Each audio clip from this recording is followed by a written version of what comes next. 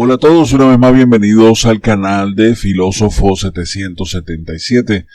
El fin de semana salió un artículo publicado en los medios de comunicación titulado El saboteo suicida de la oposición venezolana, que fue escrito por el licenciado Alberto Barrera Tisca, quien es un narrador, poeta, columnista y guionista venezolano, ganador del premio Herralde a novela en el 2006, al premio Tusquets de novela en el 2015. Él es articulista del New York Times en español y al mismo tiempo es escritor en Efecto Cocuyo en Venezuela.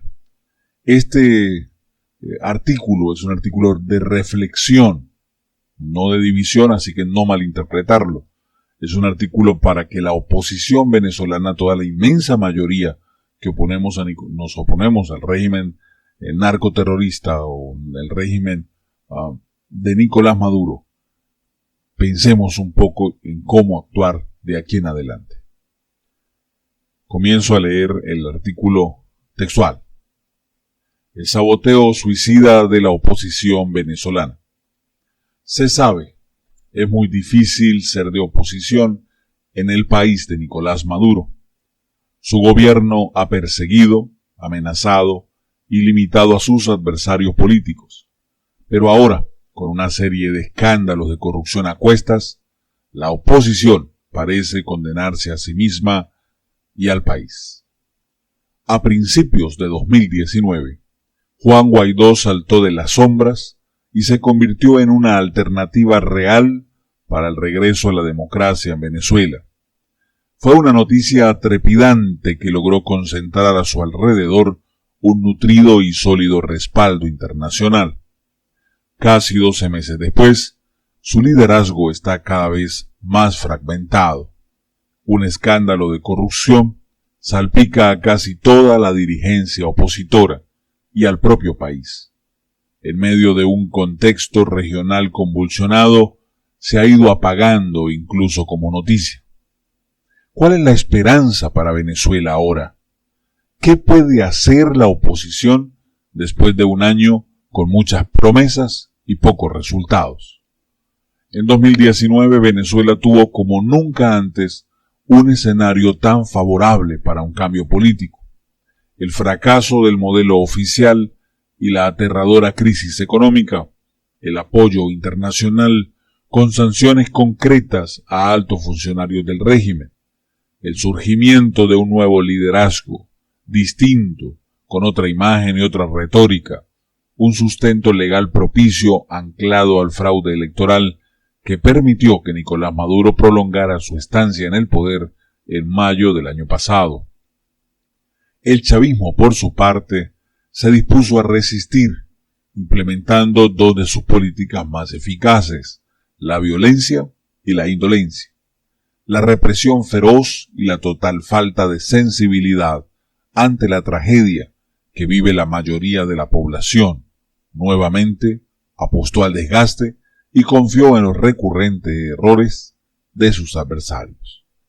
Ya se sabe, es muy difícil ser de oposición en Venezuela. Implica tener a todo el Estado y a todas las instituciones como enemigos. Los partidos políticos no tienen ni pueden tener ningún tipo de financiamiento. La gran mayoría de sus dirigentes están en el exilio, en la cárcel o viven perseguidos. El control hegemónico de los medios oficiales se dirige a invisibilizar o a descalificar cualquier vocería o actividad que no muestre su fiel apoyo a la revolución. Pero, aparte de todo esto, además, no es fácil ser oposición en Venezuela, porque sus propios representantes viven en una permanente guerra interna. No hay un liderazgo que pueda sobrevivir a ese circo de conspiraciones múltiples. La ambición personal y el oportunismo parecen ser ya una condición genética de buena parte de la dirigencia de la oposición en Venezuela. Hay egos tan duros que no se ablandan ni siquiera con la catástrofe que vive el país. Se trata, sin duda, de un saboteo suicida. El tema de la corrupción debe también analizarse dentro de este contexto. Hace una semana, una investigación independiente del portal periodístico Armando.info reveló que al menos una decena de diputados de diferentes partidos de oposición, entre comillas, estaban realizando acciones en favor de personas o empresas ligadas al gobierno de Maduro, sancionadas o investigadas internacionalmente por manejos irregulares y lavado de dinero. No es la primera vez ni será la última que un funcionario público resulte implicado en un caso de corrupción o tráfico de influencias, menos en Venezuela. Si algo define al chavismo, es la corrupción. Ese es su modo de vida.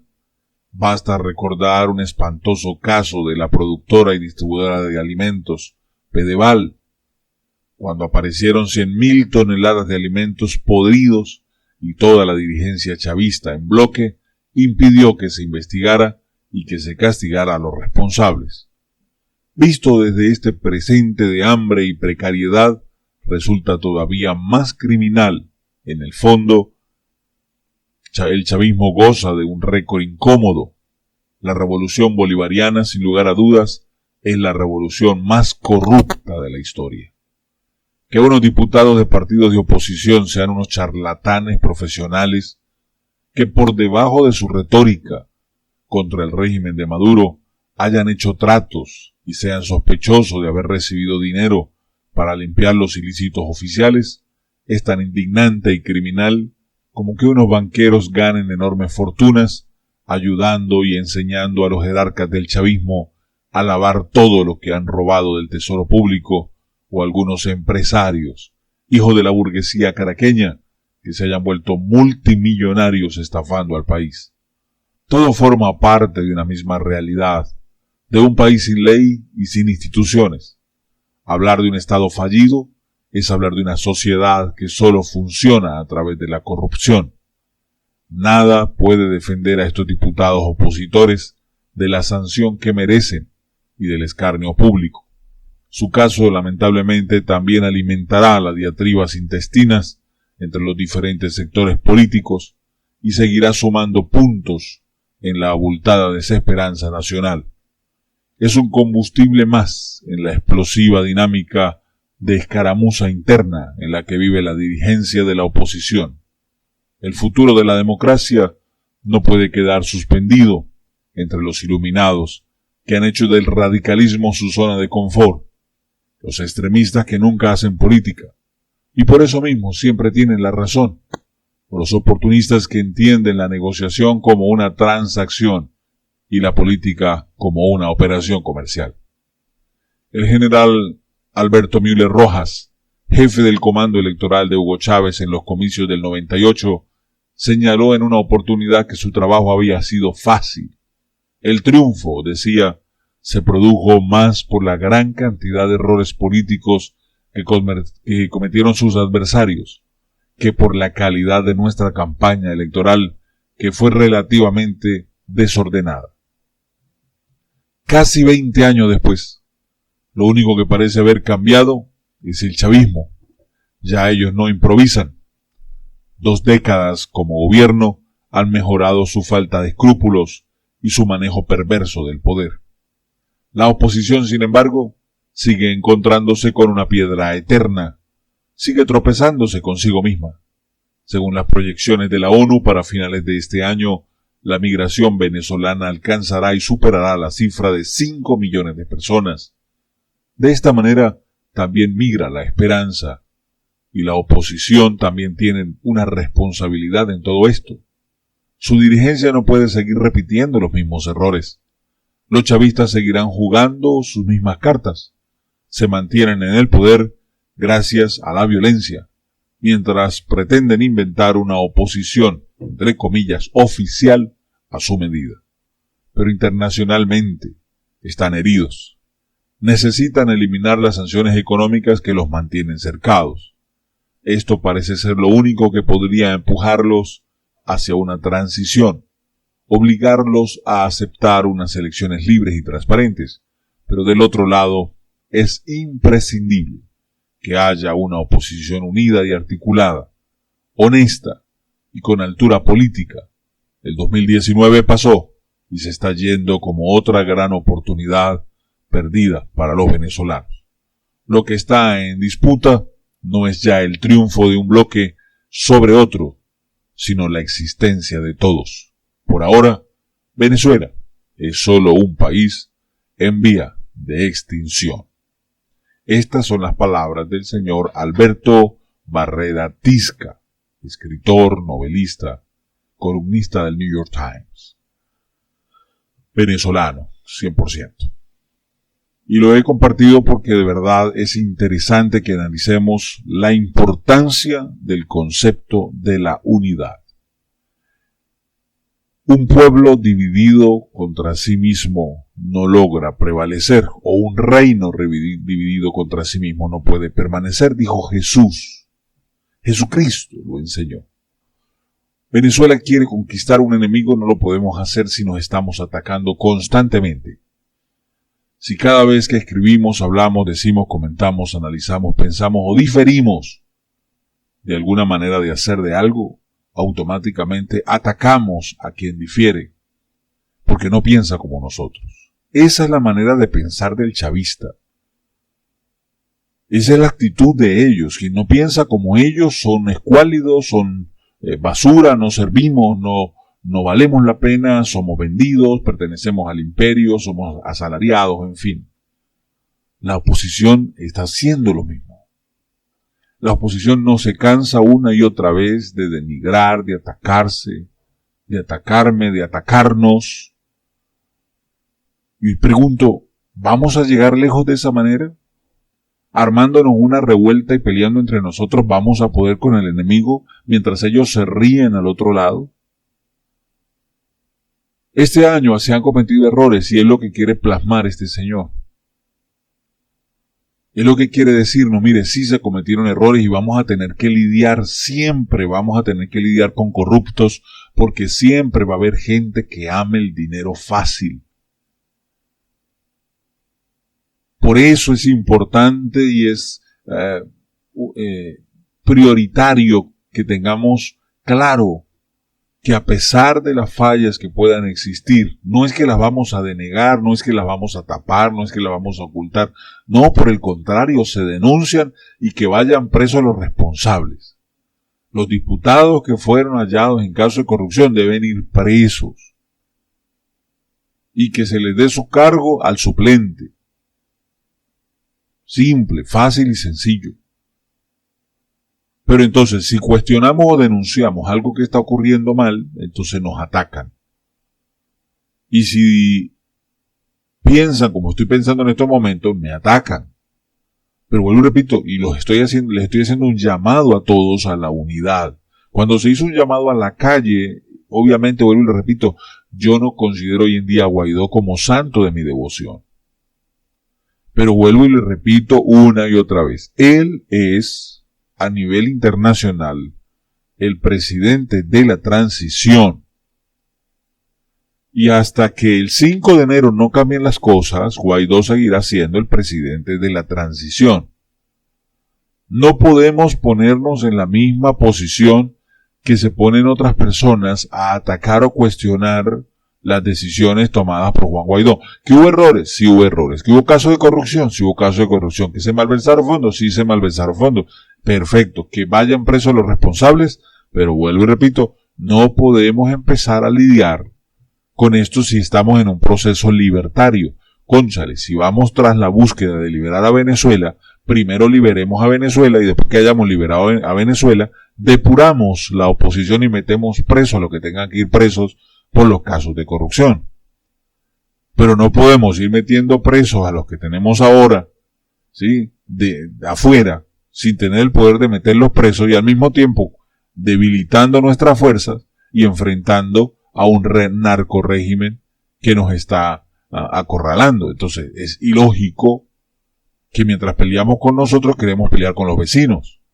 Mientras estamos peleando en el hogar queremos pelear con todo el mundo, señores. Tenemos que tener claro, cuando uno va a una batalla, la mirada es hacia el frente y el enemigo está allá. Vamos a mirar hacia allá, dejemos de mirar hacia acá. Miremos hacia el frente. Este es mi llamado el día de hoy. Está terminando el 2019. No podemos finalizar el 2019 así. Yo creo todavía que faltan días y que algo pudiera pasar. Es mi fe. Es mi fe personal, mía. No suya. No estoy diciendo tenga mi fe. Estoy diciendo es mi fe personal. Yo quiero creer de que antes de que termine el 2019 pudiera pasar un milagro del cielo. ¿Qué no se da? Bueno, llegaremos al 2020, pues. Yo tengo esta misma fe desde el 2015 y he estado creyendo en esta misma fe desde el 2015 cuando ganamos la Asamblea Nacional. Desde el 2012, cuando falleció el Intergaláctico en diciembre, porque falleció en diciembre. Yo tengo esa misma fe. Cuando yo les compartí, les dije, acaba de morir y acabó de morir. Entonces, son 7 años que la gente podrá decirme, cónchale filósofo, pero tú no te cansas. Mire, 7 años tengo en Venezuela creyendo en mi país. Y no me he ido de mi país porque creo en mi país, amo mi país y no existe país más hermoso en el mundo como Venezuela y he vivido en 7 de ellos. Tuve el privilegio de vivir en 7 países hermosos como los Estados Unidos, como Puerto Rico, como Costa Rica, como Panamá. Viví en ellos por cuestiones de trabajo. Pero, vuelvo y repito, Venezuela es Venezuela. Colombia la amo mucho, Colombia es hermosa en todo sentido, pero, vuelvo y repito, amo a Venezuela por encima de todas las cosas. Y hasta que Dios me lo permita, seguiré en Venezuela, haciendo el trabajo que me corresponde. Quiero de verdad pedirles a todos, mantengamos la fe. Mantengamos la fe. Si tú no tienes fe, no importa, cierra el pico entonces, pero no le debilites la fe a aquel que todavía está tratando por mantener el fuego encendido y está cubriendo aquella pequeña llama, la está tratando de tapar para que ningún aire la apague.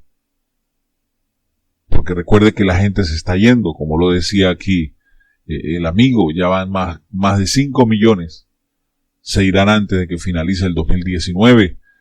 Y no es fácil. No es fácil luchar cuando ya la juventud guerrera se nos ha ido. No es fácil. Pero necesitamos sacar ganas desde las entrañas, desde lo más profundo de nuestra alma. Hay que sacar ganas por sanar, por recuperar, por rescatar a Venezuela.